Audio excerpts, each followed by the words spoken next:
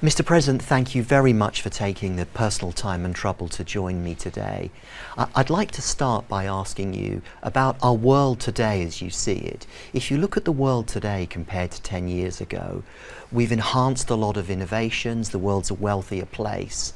But if you look at some of the social conflict, if anything, it's perhaps worse than 10 years ago. How do you see the world today, and where do you believe this conflict will be in another 10 years' time in terms of stability?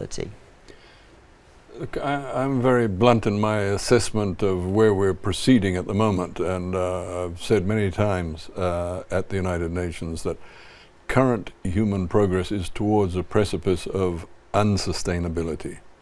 And why do I say that? Because our population is expanding exponentially, but probably more importantly, the middle class is expanding in numbers exponentially. And the middle class, as well you know, as a member like you and I are, is a class that wants more and more in terms of the Earth's resources, in terms of travel, in terms of food, in terms of the accoutrements we want around our houses. So demand by humanity is increasing at a rate that the planet has never seen before in terms of how humanity is using up the planet's resources. So we have to change our consumption patterns and our production patterns, otherwise that precipice is awaiting us. And that's what the Sustainable Development Goals are all about, the 2030 Sustainable Development Agenda. And that's in fact what the Paris Agreement, the climate agreement, is also all about. Making life on this planet sustainable for human beings, because at the moment we're heading in an unsustainable path. And if you look at those amongst us as leaders responsible for developing a more sustainable, more responsible planet, we've left it for many years to governments and armies and NGOs to do that.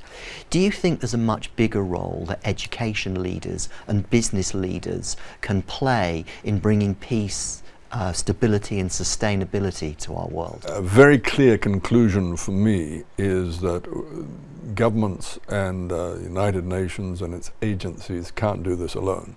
That these changes have to be made by humanity, and when you talk about humanity, obviously the private sector, business, is an essential part of that in terms of what drives our economies, what drives individuals' aspirations. It's all related to the private sector and business.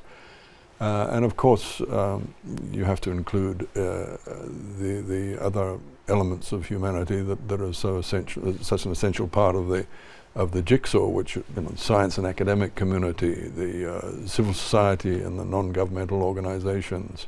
All of this mosaic of human activity is going to be essential if we are going to achieve success for the Paris Climate Agreement and the Sustainable Development Goals under the 2030 Agenda. We're going to have to bring everybody in, and business has an enormous role to play in this regard. So I'm very glad that you're focusing on this area of SDG education in business schools. Coming up in July, for Prime, it's our 10th anniversary major conference, where students, deans, faculty from many countries all over the world will be getting together to discuss Prime's goals and how we can actually support all the Sustainable Development Goals. What are the one or two things you would say to those students, and what would you like to see come out of that meeting? But what I would say to people starting off in careers is don't think it's just about profit. If that's all that guides your life, then you're not going to have a fulfilling life.